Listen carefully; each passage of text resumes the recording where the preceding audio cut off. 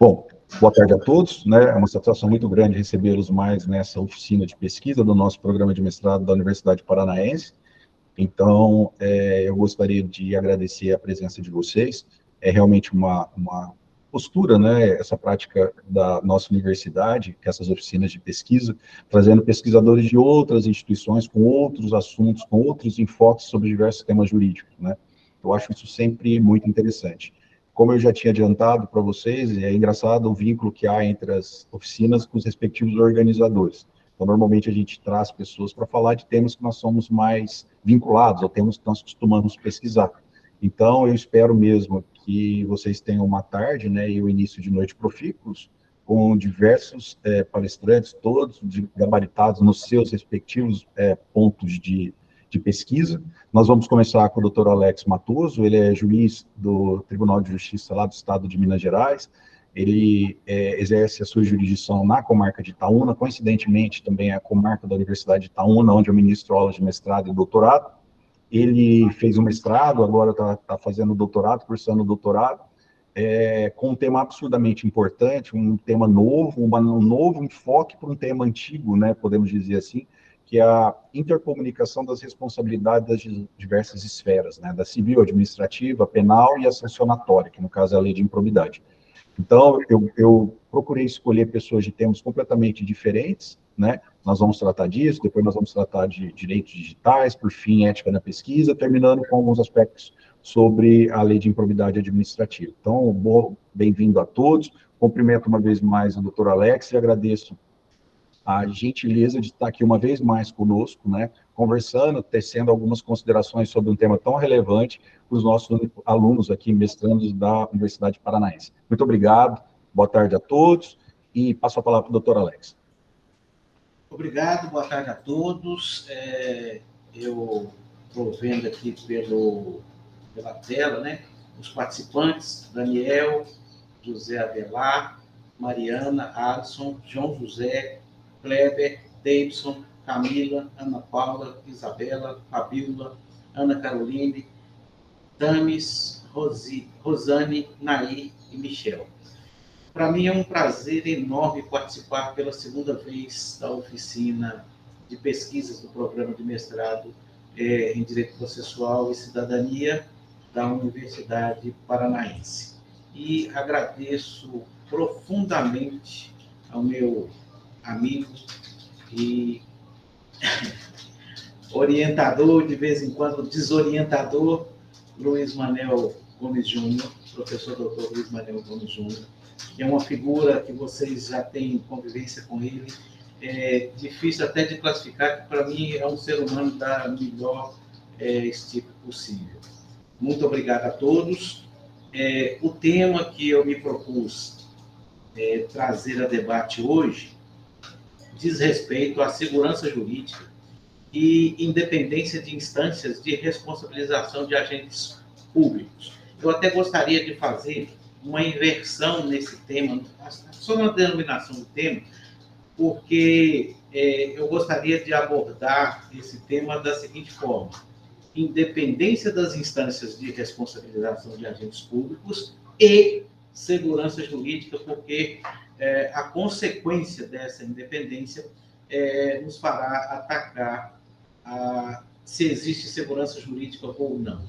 Eu, normalmente, nas minhas falas, eu faço um apanhado resumido e, de vez em quando, eu vou consultando e falando. Então, por vezes, vocês vão perceber que eu estaria lendo um determinado documento e isso é verdadeiro.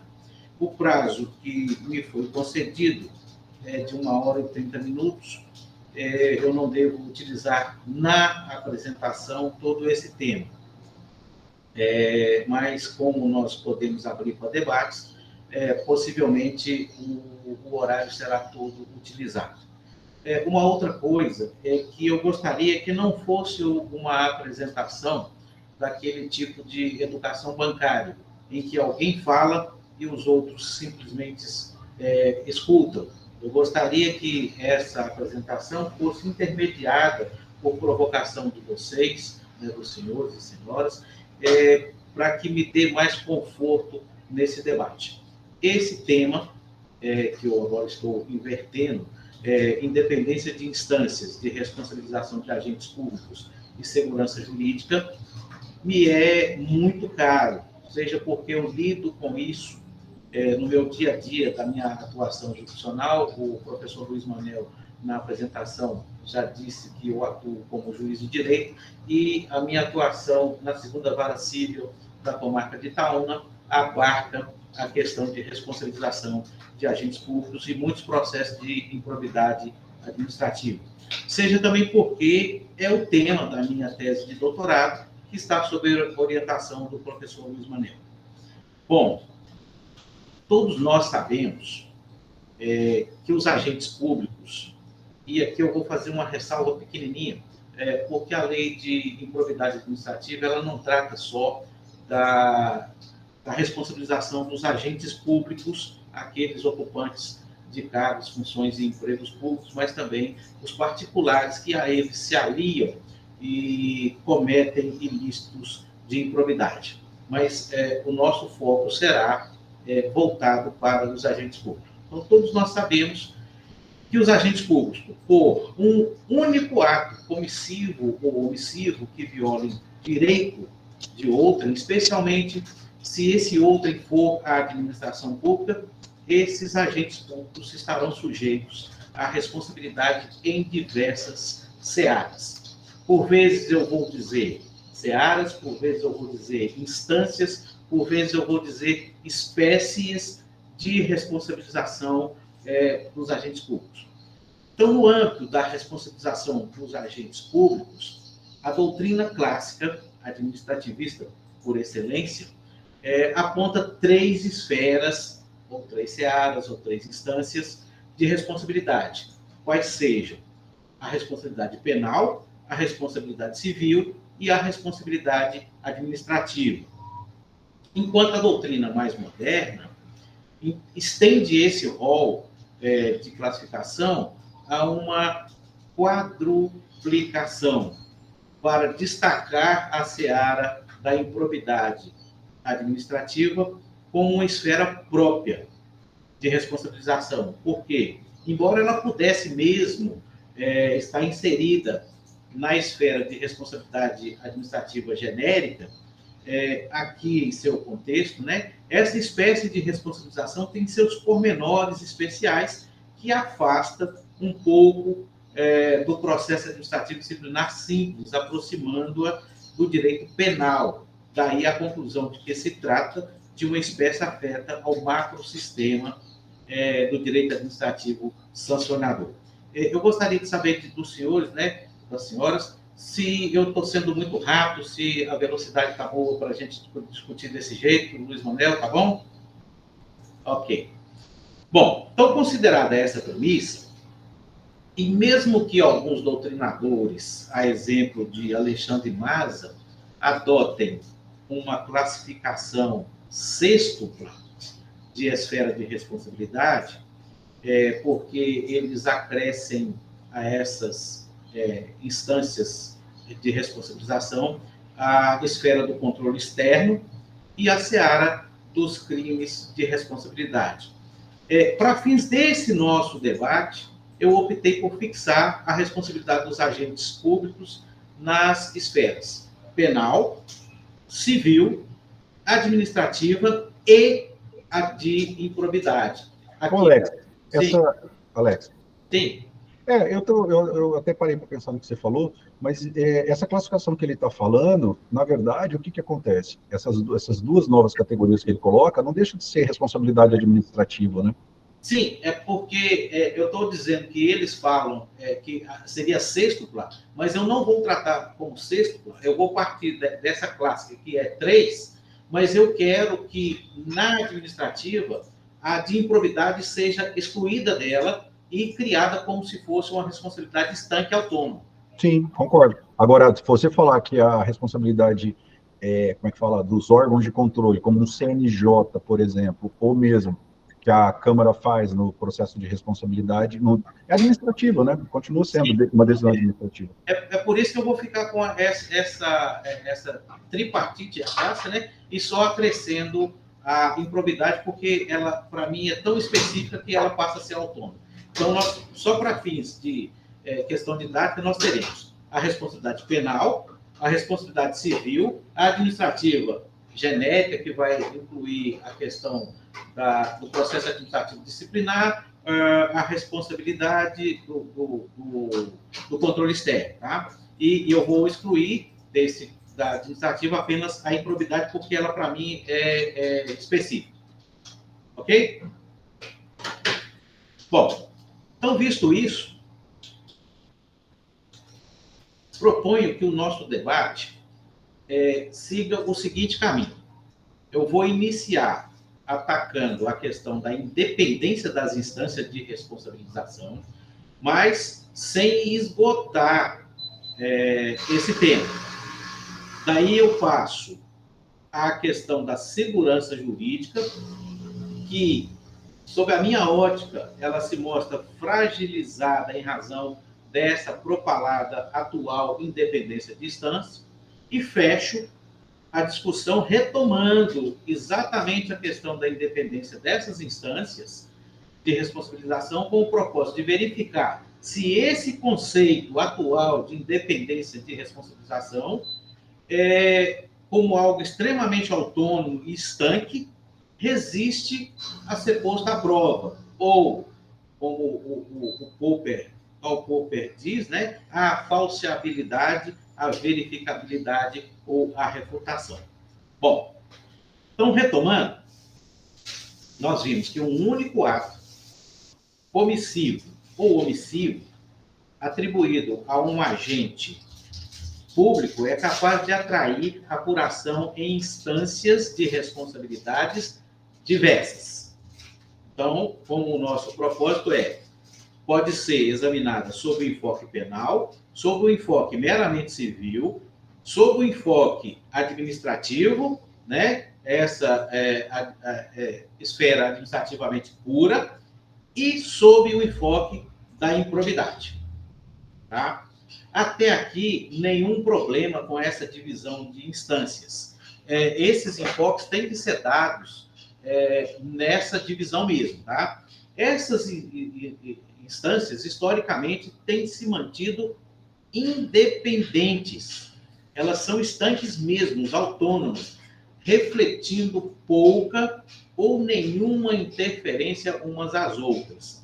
Exceção que é feita à esfera penal, que sempre impõe às instâncias civil e administrativa e de improbidade acatamento de seus efeitos condenatórios ou absolutórios, esses por decorrência de reconhecimento de inexistência de fato, ausência de autoria e, em algumas hipóteses, em razão da circunstância de ter sido o ato praticado a partir de uma excludente de ilicitude, tais como o estado de necessidade, a legítima defesa, o estrito cumprimento do dever legal ou o exercício regular de direito. Eu devo ressaltar também que na reforma da Lei 8.429, pela Lei 14.230, as hipóteses de incidência dos efeitos da esfera penal na esfera de improbidade se alargaram. Tá?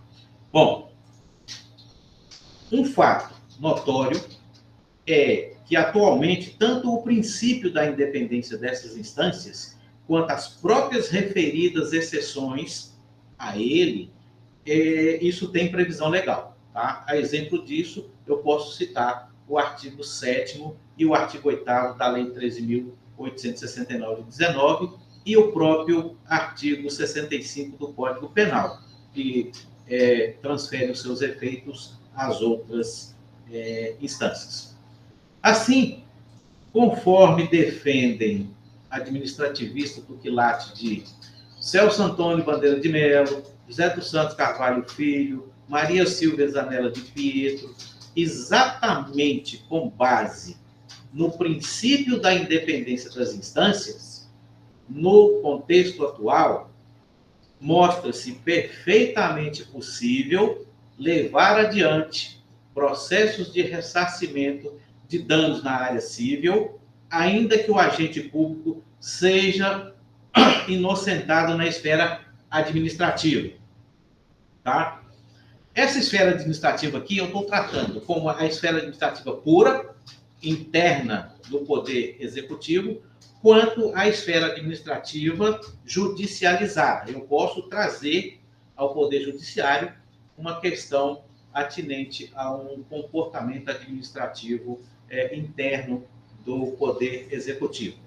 E, de igual modo, eu posso dar continuidade a um processo administrativo disciplinar, mesmo diante da improcedência de uma pretensão ressarcitória na esfera civil, que se tenha baseado na demonstração de falta de autoria.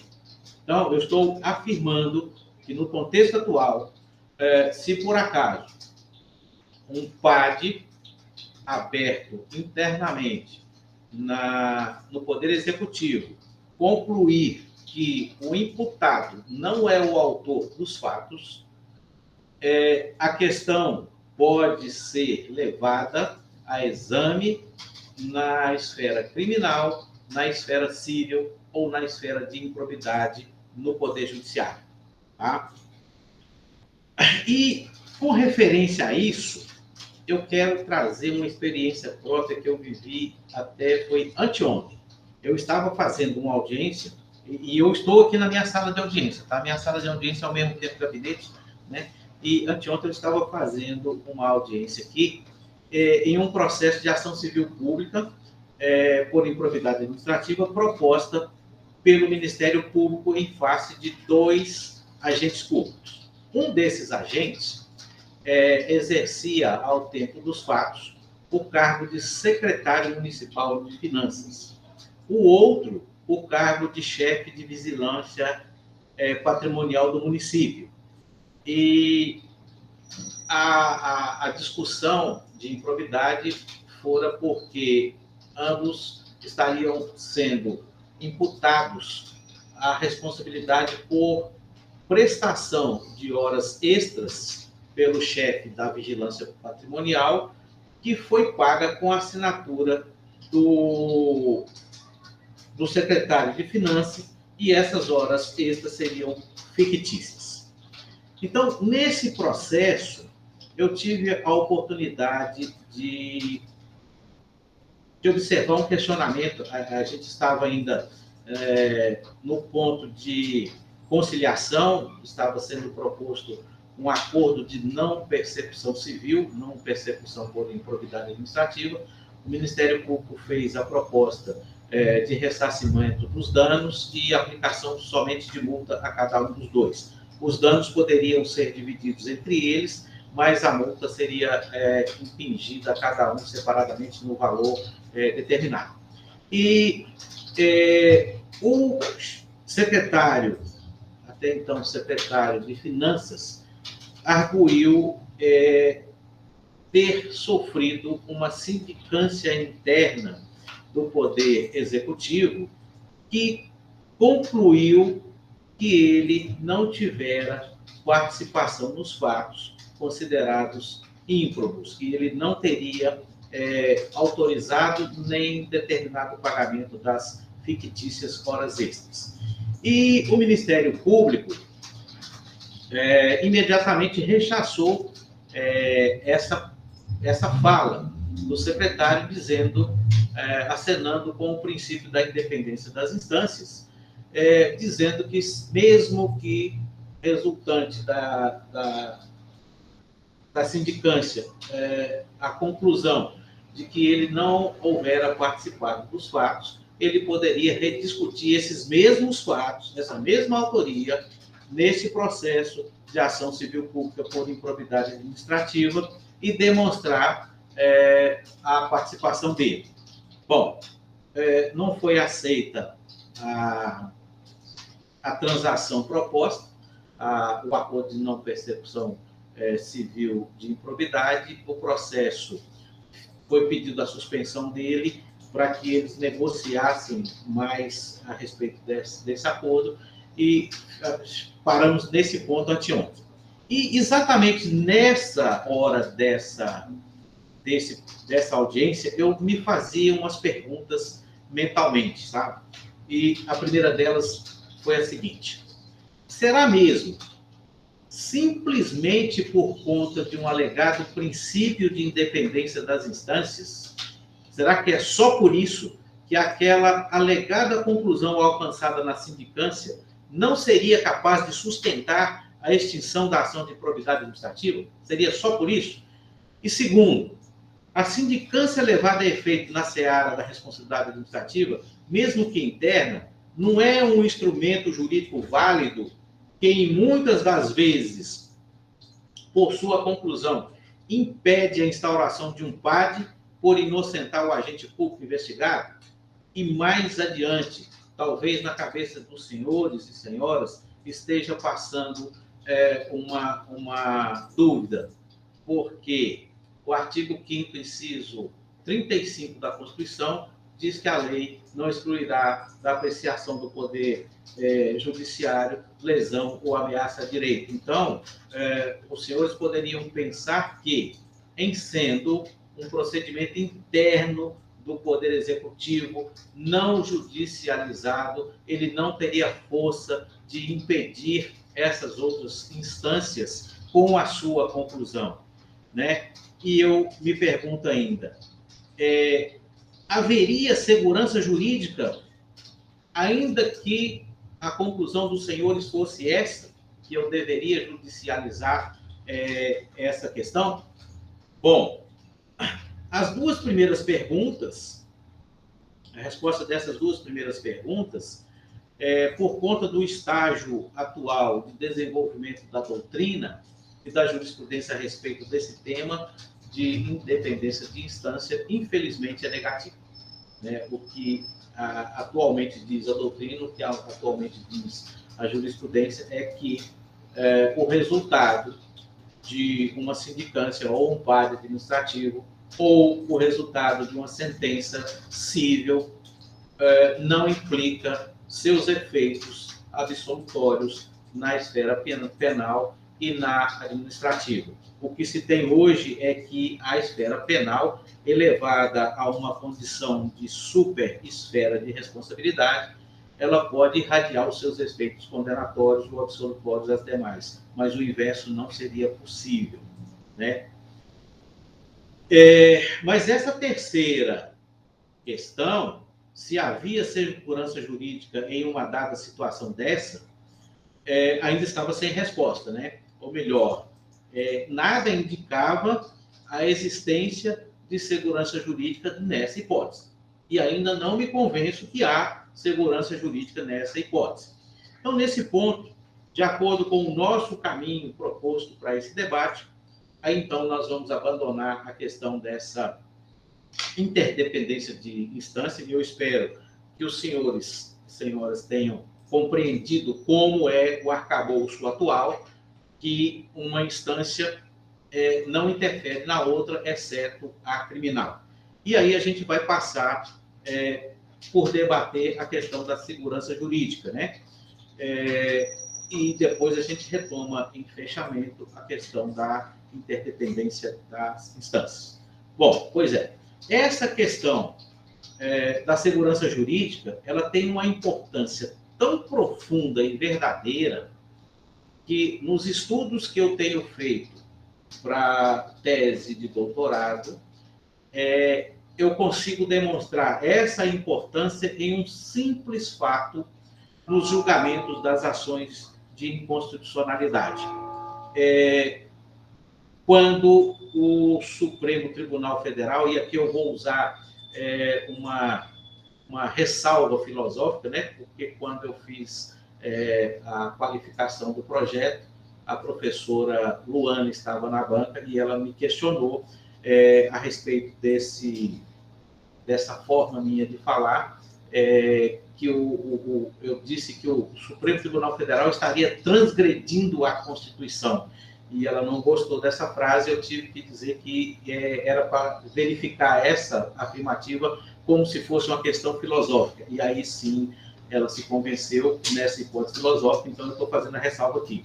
Não é que o STF está transgredindo a Constituição, é um efeito de se ver a coisa. Então, quando ele, para modular o efeito futuro, de uma decisão proferida em sede de controle abstrato de constitucionalidade, o STF considera eficaz, nos limites dessa modulação, é claro, né, a norma que ele declarou inconstitucional, ainda que anteriormente a isso tenha afastado, né, o substrato de validade daquela norma. Mas isso está autorizado, tá? Essa autorização para se fazer isso está lá no artigo 27 da Lei 9.868 de 99, que trata desses processos de ação. Alex, Sim, senhor. olha que interessante. Esse dispositivo da lei das ADINs já foi analisada a constitucionalidade dele e foi considerado constitucional. Ou seja, claro, o Supremo não ia abrir mão de poder. Ele considerou constitucional 27 lá da lei das ADINs, e até recentemente, acho que não faz nem 6 meses, um ano. Imagina, demorou quase 20 anos para poder analisar isso. Mas olha que interessante, né? Como é que é interessante. Existe uma lei ordinária que autoriza o Supremo a desconsiderar a Constituição.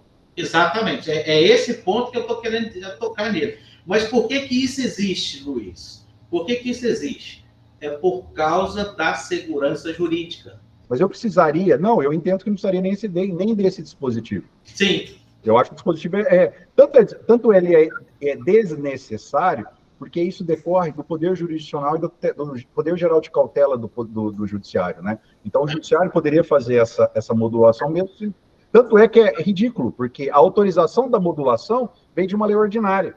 Se fosse uma emenda constitucional, você poderia falar, foi pelo menos incorporado na Constituição a possibilidade de haver a modulação de efeitos. Pessoal, para quem não lembra, a modulação de efeitos eu considero inconstitucional a norma, mas determino que um determinado período, por um certo período, ela produz efeito. Então, na prática, naquele período, a norma foi mais, a lei ordinária foi mais do que a Constituição, porque ela é inconstitucional, está em contraposição. Só que se aquela norma ordinária prevalece sobre determinada regra constitucional, então ela superou a Constituição. Mas é permitido fazer isso por quê? Por causa da segurança jurídica.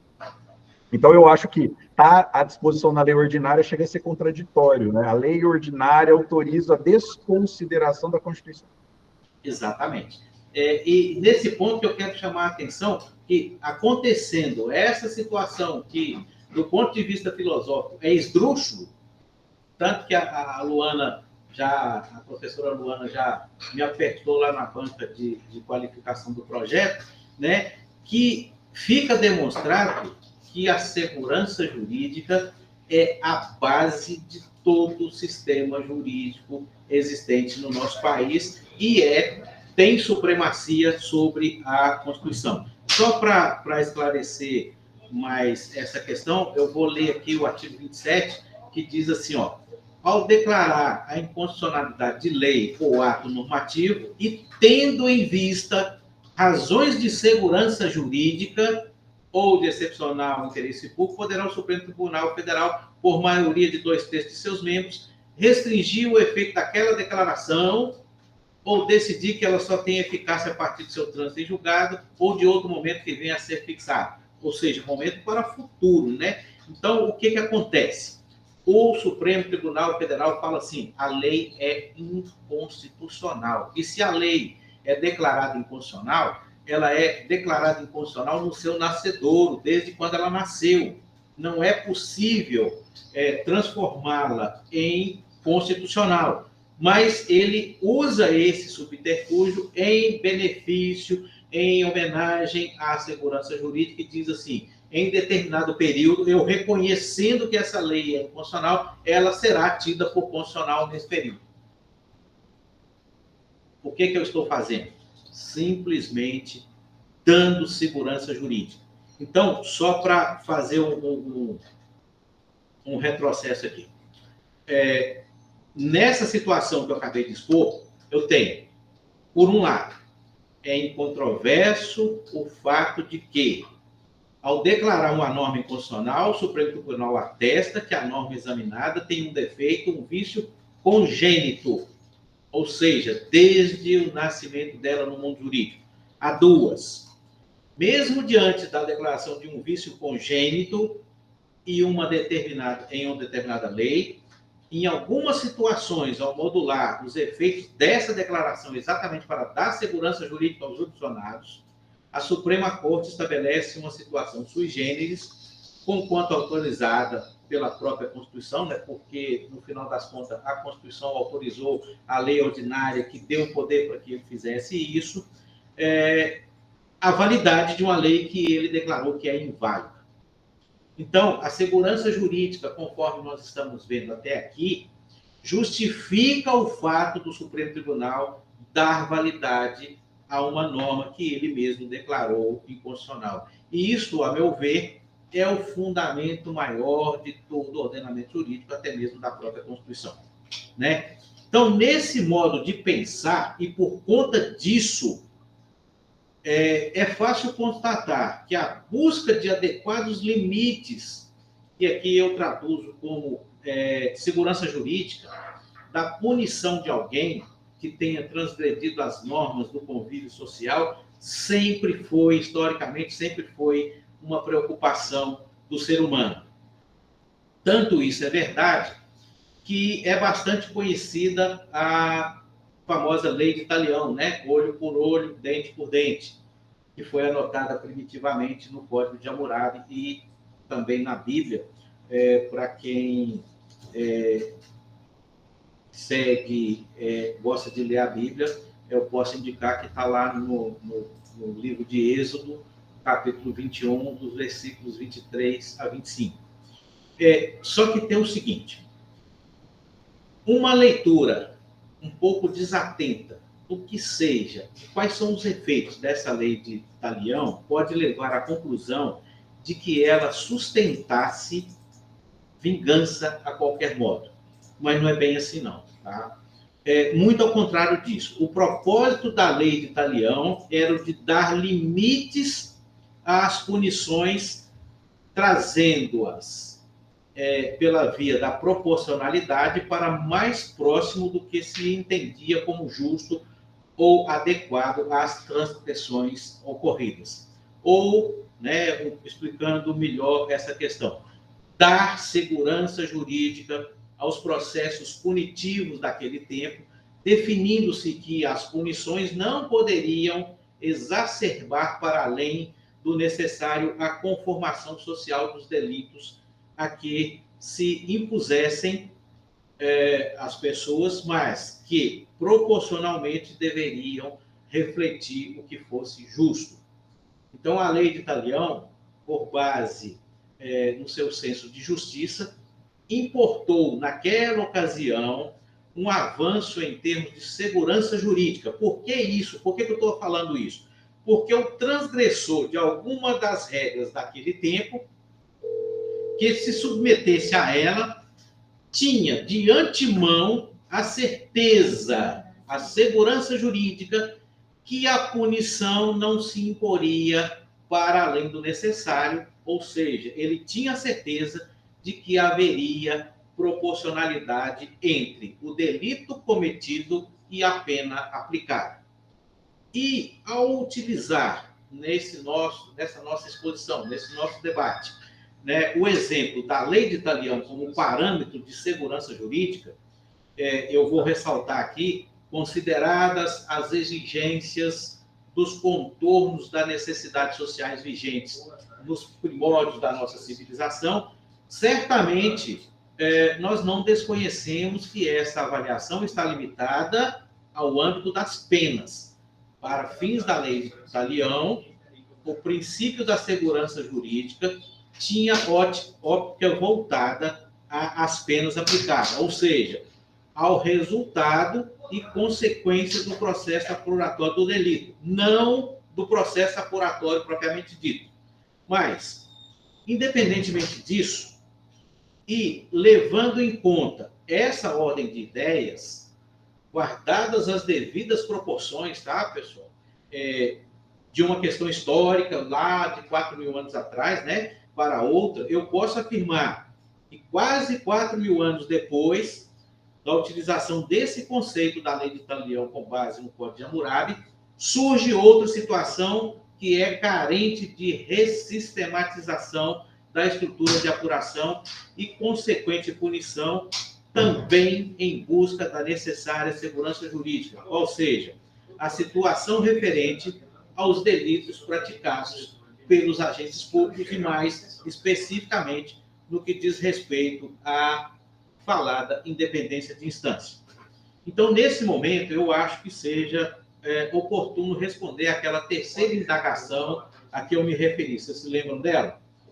Se haveria segurança jurídica naquela situação em que a conclusão da sindicância, pela ausência de autoria do agente público imputado, poderia ser deixada de lado, permitindo-se nova apuração dos mesmos fatos, das mesmas circunstâncias, em outra seara de responsabilização, que seria a seara da ação civil pública por improbidade administrativa. E a minha resposta para essa questão é um sonoro não. Não haveria segurança jurídica nesse caso. Eu considero, e aí, com base na doutrina construída por Ronald Dworkin, que o direito, em que pese a sua divisão em ramos autônomos, direito penal, direito civil e por aí vai, só se sustenta ou só sustenta o desenvolvimento de uma dada comunidade de indivíduos ou sociedade quando respeitada a sua integridade. Por essa razão, sob as condições normativas de um Estado democrático de direito constitucional, eu não posso defender uma pura e simples independência das instâncias de responsabilização dos agentes públicos sem ferir a segurança jurídica. Se eu faço essa defesa, eu vou ferir a segurança jurídica. Por que isso? Porque, ao se continuar admitindo a independência das instâncias, tal como ela se apresenta hoje, e é por isso que, no início desse nosso encontro, o professor Luiz Manel se referiu a uma ressignificação de um conceito já existente, né? Então, se eu continuar admitindo a independência das instâncias, tal como ela se apresenta hoje, ainda que com a mitigação desse princípio para a elevação à condição de supremacia do direito penal em relação aos demais ramos jurídicos, seria possível admitir a hipótese de não responsabilização de um dado agente público na esfera administrativa disciplinar, mesmo que judicializada, e, ao mesmo tempo, pela mesma conduta, admitir a condenação dele em ressarcimento de dano ao erário na seara civil. O mesmo comportamento se reproduziria com relação a outras searas de responsabilização, quanto mais de uma fosse acionada em razão do mesmo fato. Tá? Olha, sim. Para ficar claro, pessoal, esse problema não é um problema cerebrino, né? O que é um problema cerebrino? Um problema que nós, doutrinadores, ficamos pensando, né? Se o menor de 16 anos pode ajuizar a ação popular. Esse é um problema cerebrino. Por que é um problema cerebrino? Não tem ação popular ajuizada nem por maior de 18, né?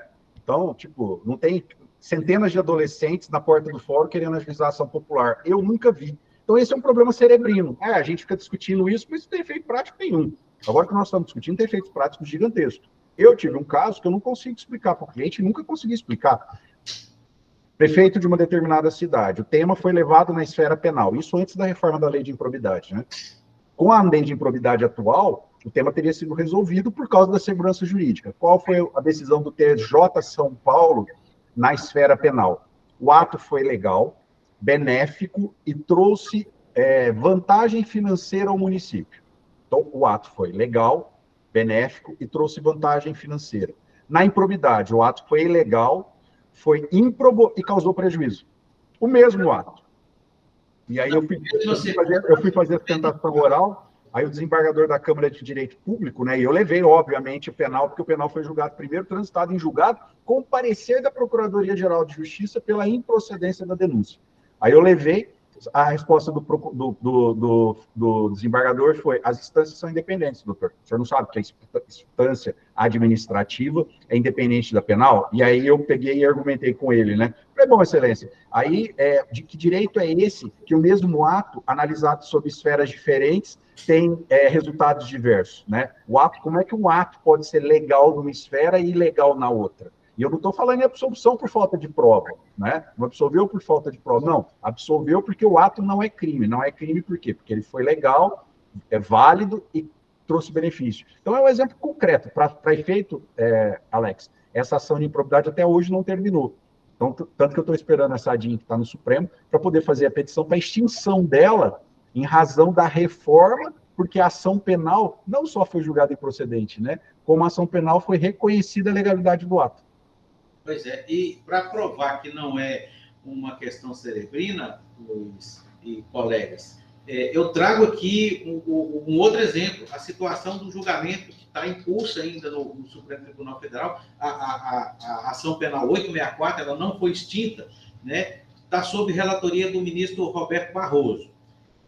Esse julgamento em si, o resultado dele não importa para o nosso debate aqui, tá? Até porque houve um acordo de não persecução penal e que já foi cumprido pelo réu, o deputado federal Silas Câmara, que o cumprimento do acordo de não persecução penal extingue a punibilidade. Tá? Eu conferi esse julgamento hoje, havia um pedido de vista do ministro André, que parece... Qual é o número da ação? 894. Não, 864. Eu estou procurando 894, não. Não, 864. Teve um pedido de vista do ministro que entrou antes desse último. Esse é o nome dele, André Gonçalves. André Mendonça. André Mendonça, isso. Acho que havia um pedido de vista dele e ele desistiu porque perdeu o objeto, o pedido de vista. Mas a ação não foi extinta ainda, né?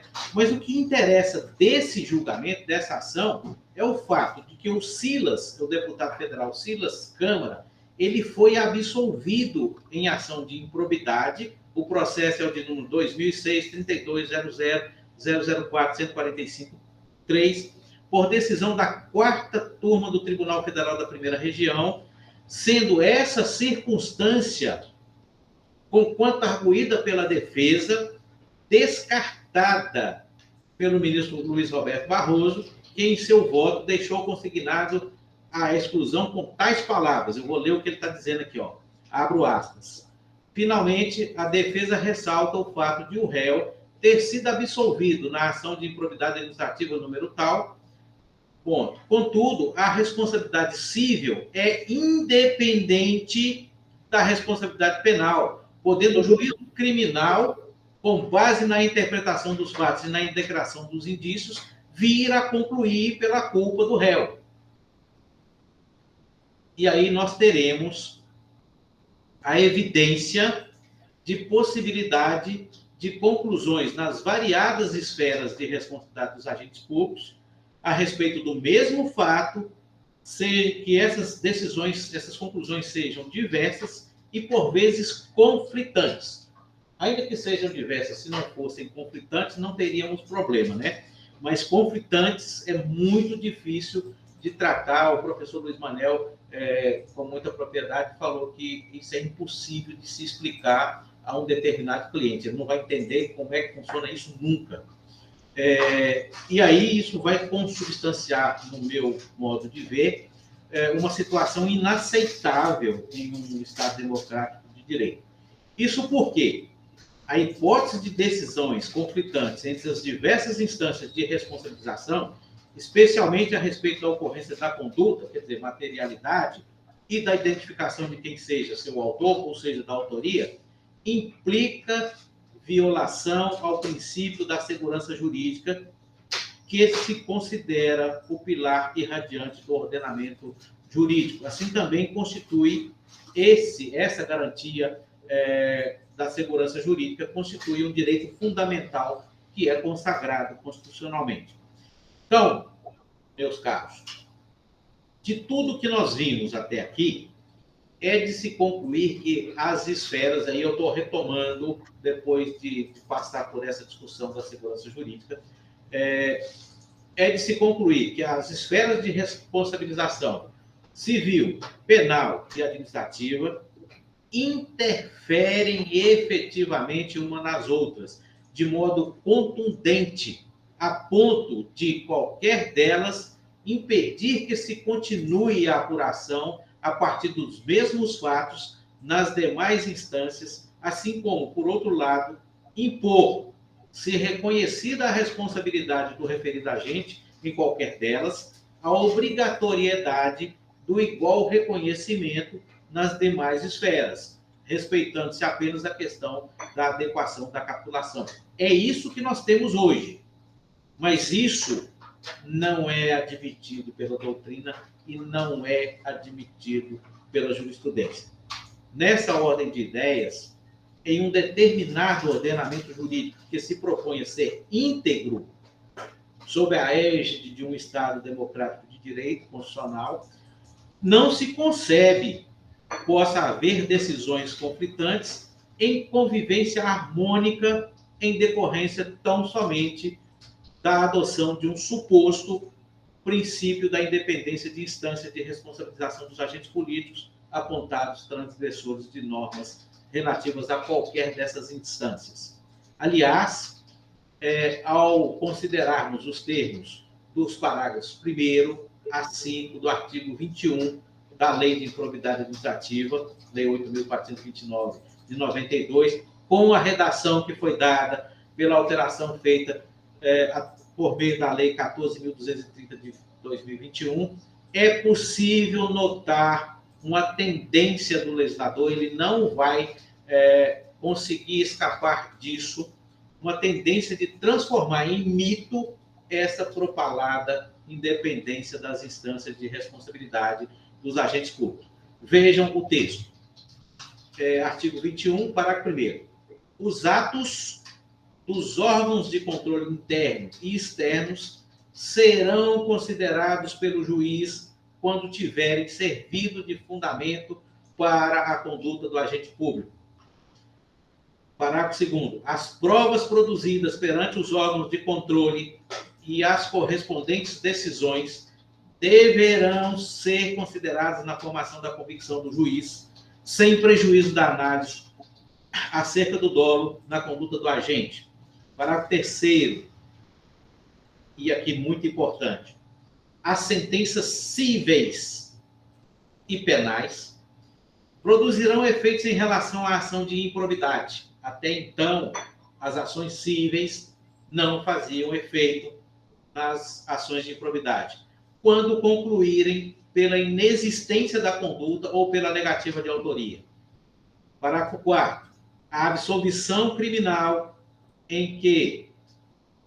na ação em que discuta os mesmos fatos, confirmados por decisão colegiada, impede o trânsito da ação da qual trata essa lei, havendo comunicação de todos os fundamentos de absolvição previstos no artigo 386 do Decreto-Lei 3.869, que é o Código de Processo Penal, e nesses fundamentos de absolvição consta, entre eles, inclusive, a absolvição por falta de prova. Vai gerar efeito sobre a ação de improbidade administrativa. E 5, as sanções eventualmente aplicadas em outras esferas deverão ser compensadas com as sanções aplicadas nos termos desta lei.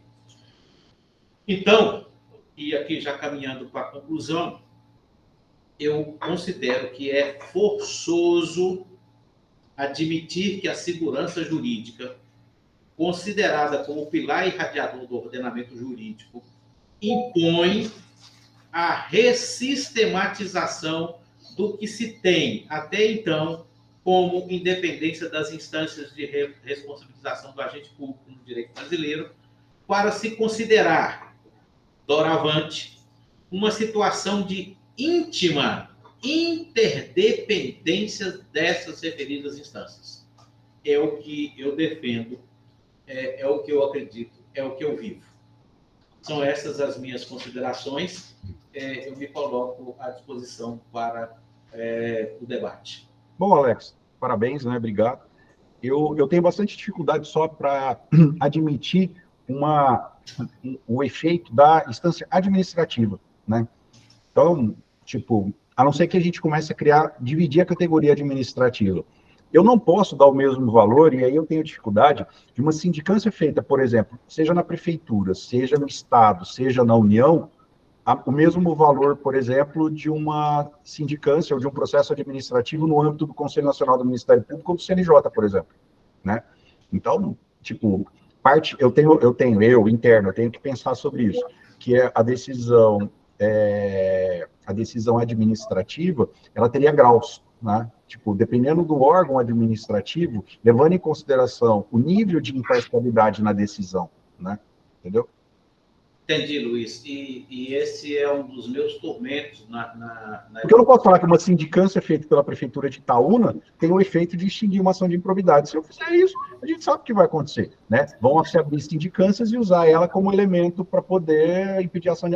aqui no ponto de vista administrativo nós chegamos à conclusão de que não teve nada. Mas, por outro lado, eu não posso dar o mesmo valor por um processo administrativo que tenha ocorrido no âmbito do Conselho Nacional de Justiça, por exemplo.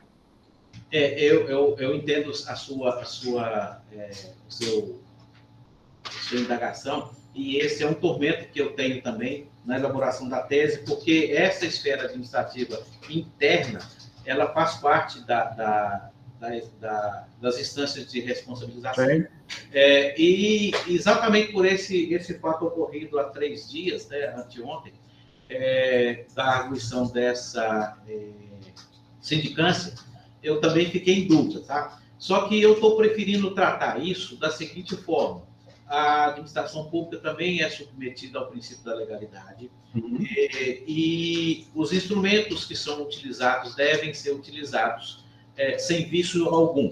Então, se não se aponta vício, você pode crivar essa sindicância, dizer que ela não tem validade, o Ministério Público tem esse poder, qualquer um tem esse poder. Né? E quando não se aponta nenhum vício nessa sindicância ou num processo administrativo interno, ele tem que ter a mesma validade dos demais órgãos, que eu estou emprestando respeito maior do que, por exemplo, uma administração pública municipal. Mas eu concordo contigo em gênero, número e grau. Mas tem um problema, Alex. Sabe o que é o problema? Acho que isso é impossível de fazer. Vamos pensar. O que é o problema? Vamos imaginar, eu parto do princípio, qual é o princípio que eu parto? Que a esfera civil, a esfera judicial, seja penal, seja a sancionadora, elas são julgadas por órgãos constitucionalmente imparciais, né? Que são juízes. Bom, no caso da administração, e eu já trabalhei em prefeituras pequenas, e mesmo numa grande, né? Então, vamos imaginar, como é que eu vou afirmar que um funcionário público, né, ainda que concursado, tem uma autonomia, né? Falta a ele, para mim, um atributo constitucional, né? Porque vamos pensar o seguinte: quem que vai fazer parte de uma comissão que investiga um ato de um secretário? Porque nós temos lá, primeiro é o prefeito, abaixo do prefeito é o secretário. Como é que uma comissão abaixo do secretário vai investigar o secretário? Concordo. Entendeu? Essa é a minha dificuldade. Então, eu teria que criar, eu até acho que é possível. Vamos pensar o seguinte: eu até acho que é possível.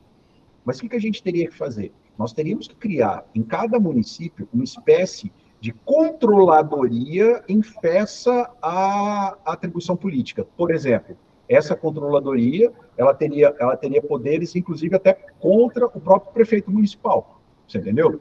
Por quê? Ela teria que ser absurdamente imparcial, ou seja, só servidores concursados, com mais de 10 anos de casa, uma série de garantias próximos, inclusive, da magistratura, sabe? Porque aí eu concordo. Agora, o que eu não concordo hoje, por que eu não concordo que a esfera administrativa teve até essa influência? Porque eu não acho que vai existir, dentro das 3 esferas, estadual, municipal e federal, agentes com a autonomia necessária para realmente tomar uma decisão imparcial. Não tem. Hoje eu não tenho de jeito nenhum. Eu tenho processos de improbidade administrativas aqui em Itaúna, que são gerados de entidades públicas que podemos dizer, elegem quem são os requeridos. Uhum. Sim. Então, na prática, realmente eu concordo contigo que é difícil. Didaticamente seria possível.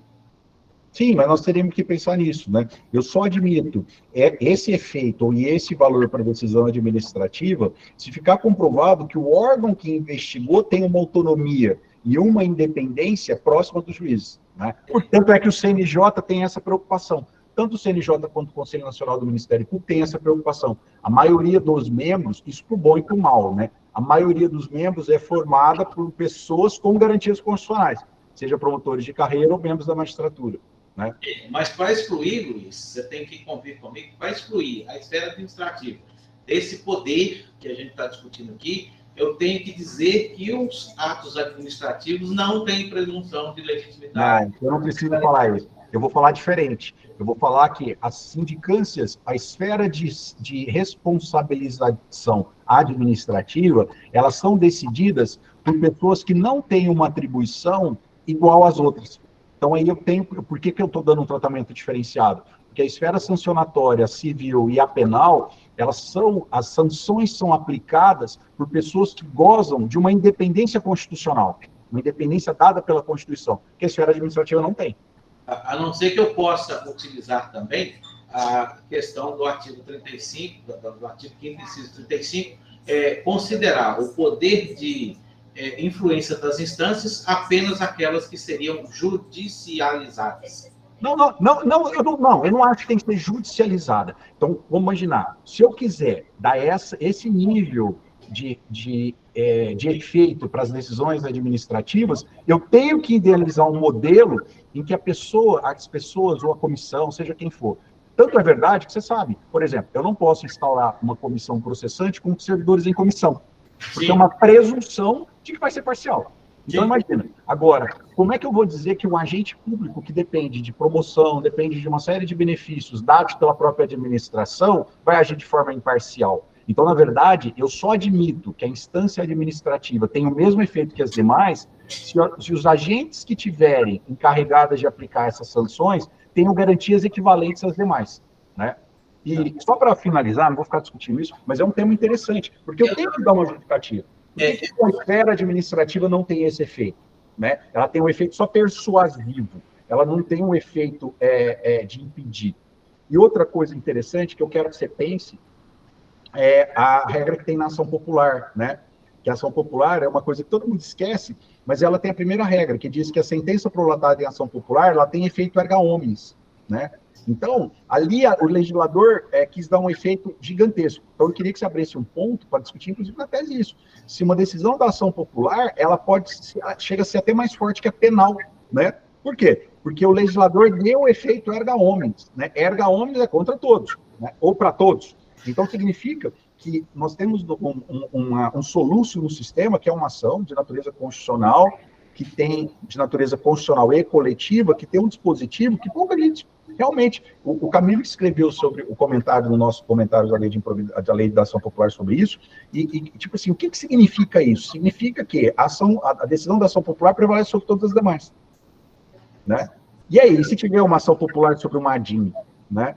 A ação popular decidiu de uma maneira, decidiu incidentalmente que a norma é constitucional, né? Aí eu acho que não tem problema, porque no final das contas a decisão do Supremo prevalece quando em discussão constitucionalidade, né? O que não é o caso da legalidade. Se a ação popular transitar em julgado dizendo que o ato é legal, o STJ não pode vir depois desfazer, mas o Supremo pode, né? Porque aí é uma questão da competência do Supremo de dar a última palavra sobre a interpretação constitucional. Mas eu queria que você, inclusive, abrisse um item para dar um destaque, né, nessa questão de esferas sancionatórias, nós temos esse destaque para a ação popular. Mas eu estou...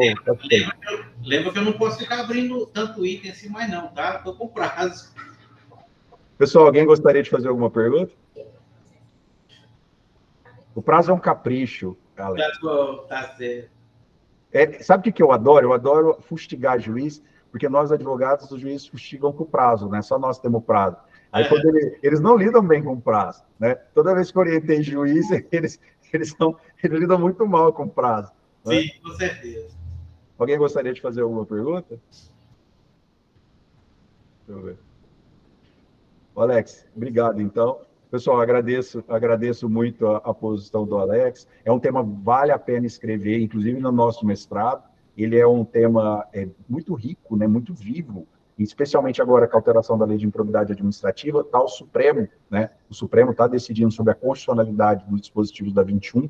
O Gajardoni tem um escrito, ele até, nós debatemos muito isso, porque eu achei que o legislador foi até demais, né? Eu, particularmente, acho que ele foi demais, em dizer que até a absolvição por falta de provas impede a ação de improbidade, né? A absolvição penal por falta de prova. Mas, eu debatendo com o Gajardoni, falei assim, isso vai fazer com que o Ministério Público tenha mais cuidado de ajuizar ações penais, né? Porque se ela for julgada improcedente mesmo por falta de prova, trava a ação de improbidade. Então, ele tem que ter mais cuidado.